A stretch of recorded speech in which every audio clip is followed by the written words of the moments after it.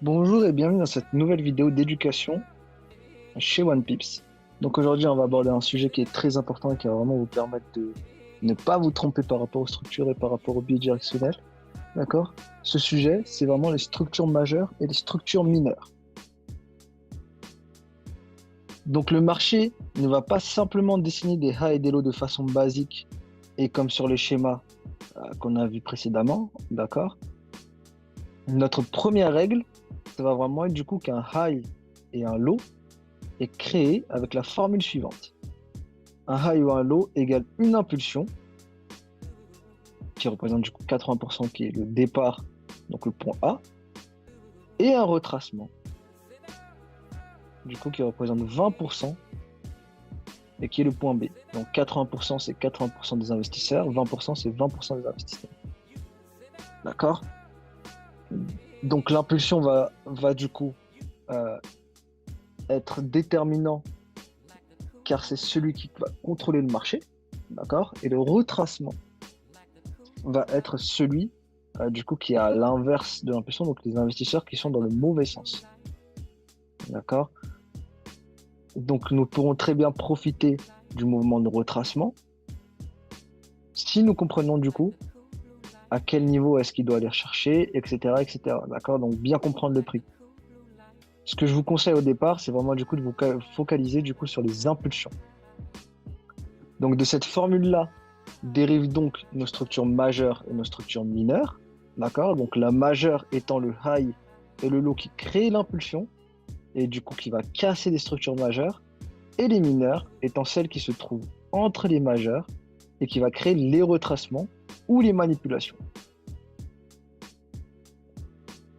Donc la majeure va nous déterminer vraiment le vrai biais directionnel du marché. Donc comme je vous ai dit précédemment, ceux qui contrôlent le marché, donc ceux qui ont créé les impulsions, qui sont forcément du coup les gros investisseurs, les grosses entités.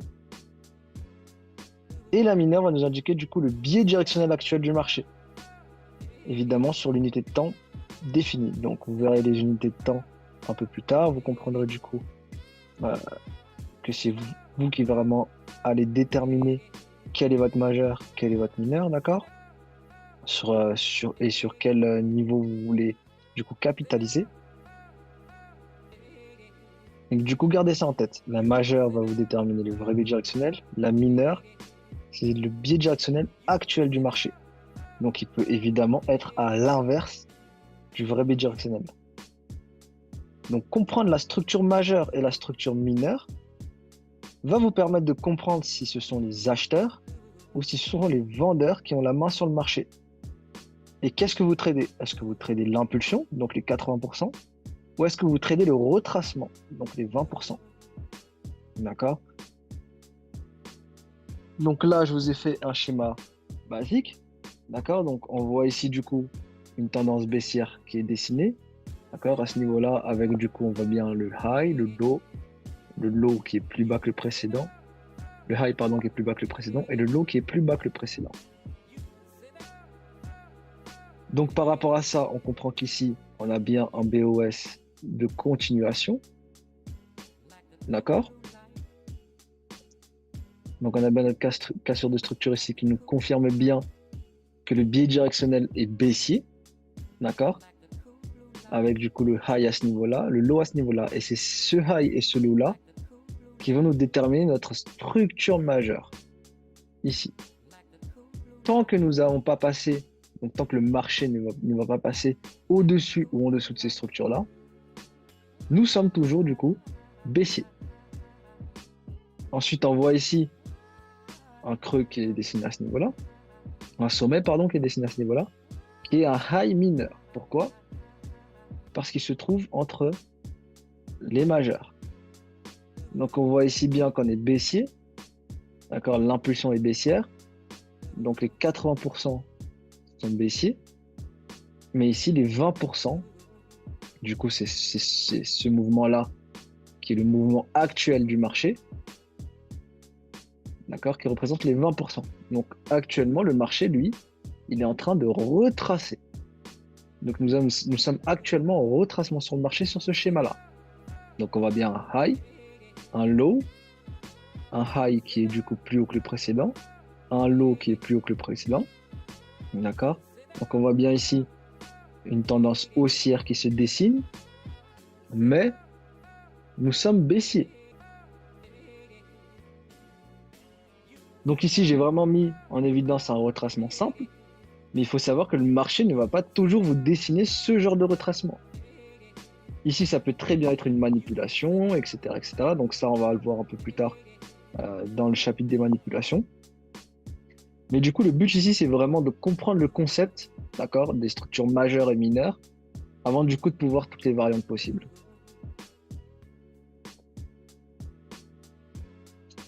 Donc on va directement voir un exemple sur les marchés.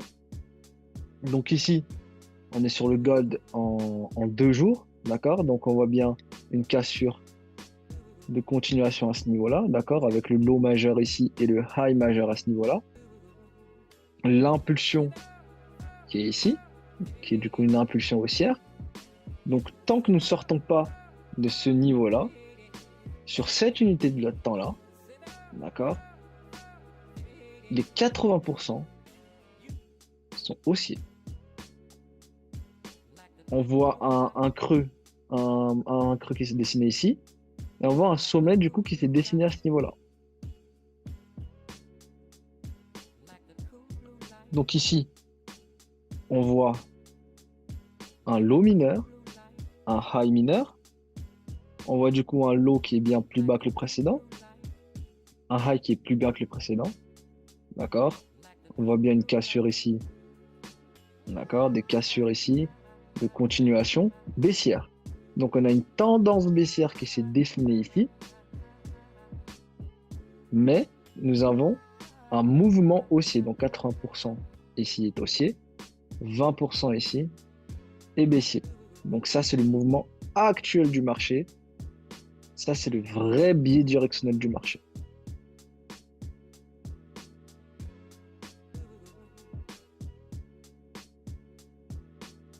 Donc voici un autre exemple. Donc cette fois-ci d'une tendance haussière. D'accord? Donc voilà l'or en 2 heures pour que vous compreniez bien cette chose. Donc ici, on avait bien un high et un low qui a été dessiné. Et on voit bien du coup une cassure ici qui s'est dessinée. Donc le marché est passé au-dessus de ce high. Donc à partir de cette cassure-là, nous comprenons que nous passons haussier. Donc on voit bien l'impulsion haussière ici qui vient casser le niveau ici. Donc un BOS de retournement cette fois-ci. Et à l'intérieur de cette impulsion, nous voyons du coup un high et un low mineur. Donc nous avons notre impulsion ici. Et nous avons un high et un low mineur ici qui s'est dessiné à l'intérieur de notre structure majeure. On voit bien l'impulsion, le retracement, donc qui correspond au 20%. D'accord? Donc on voit bien un higher low mineur. D'accord? Et nous voyons bien un lower high mineur ici. Du coup. À ce niveau-là, on a bien la majeure qui est au-dessus du précédent. D'accord? On a bien une cassure mineure ici qui montre que le marché, lui, il est prêt à repartir à la hausse. D'accord? Donc, on voit bien que la mineure et la majeure sont dans le même sens. Haussier, à ce niveau-là, on sait qu'on est haussier aussi. Donc, on voit du coup que l'impulsion reprend. Et du coup, on a le lot majeur ici qui est dessiné. Et tant que nous restons entre ce niveau-là et ce niveau-là, d'accord, tant que le marché n'a pas en fait cassé ce niveau-là, nous ne pouvons pas considérer que ça c'est un lot majeur. À partir du moment où ce mouvement est cassé, par ce mouvement-là, nous comprenons que ça c'est un lot qui est majeur. D'accord? Donc on a des cassures mineures du coup qui se dessinent ici. D'accord? Donc là on a de nouveau notre impulsion à ce niveau-là qui représente 80%, donc qui est la majeure. Ensuite, nous avons un retracement, un low et un high. D'accord? Il faut impulsion, retracement pour déterminer un low, déterminer un high majeur. Donc là, à ce niveau-là, on a bien, du coup, des highs et des lows mineurs qui vont dessiner votre impulsion majeure. Et nous avons bien sûr des high et des low mineurs qui vont dessiner votre retracement. Donc, tant qu'on est entre ce niveau-là et ce niveau-là maintenant, ce sont des niveaux qui sont mineurs. Donc, on voit bien ici là le low mineur. D'accord? Le low mineur qui est plus bas que le précédent, le high mineur qui est du coup plus bas.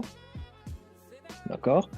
On a bien un low qui est plus haut à ce niveau-là, qui va casser le précédent low mineur, high mineur. Pardon. Et du coup, qui va avoir un high qui est plus haut que le précédent. Donc, logiquement, à ce moment-là, nous comprenons que la tendance haussière, donc l'impulsion ici reprend, d'accord? Et tant que nous n'avons pas cassé ce high-là, nous ne pouvons pas considérer ce niveau, d'accord, comme un low majeur. À partir du moment où le marché va passer au-dessus de ce niveau, c'est là que nous saurons que là, c'est un low majeur. Donc ici, on voit bien le point A, le point B, impulsion, retracement. À partir de ce moment-là, on peut savoir que ça, c'est le point B. Et ici, on sait déjà que ça, c'est le point A. Pourquoi? Parce que c'est ici que ça a cassé. De base, ça, c'était le point A. Ça, c'était le point B. Quand le marché est passé au-dessus, donc on a bien un point A qui est plus haut que le précédent. D'accord? Donc là, on a le nouveau point A. Là, on a un point B. Ici, on a bien le A, le point A qui est plus haut que le précédent. On a un point A. Impulsion. Retracement, on a un point B. D'accord? Donc, c'est quelque chose de très, très important à comprendre afin que vous ne puissiez pas vous faire avoir, du coup, par tous les highs et tous les lows que vous observez.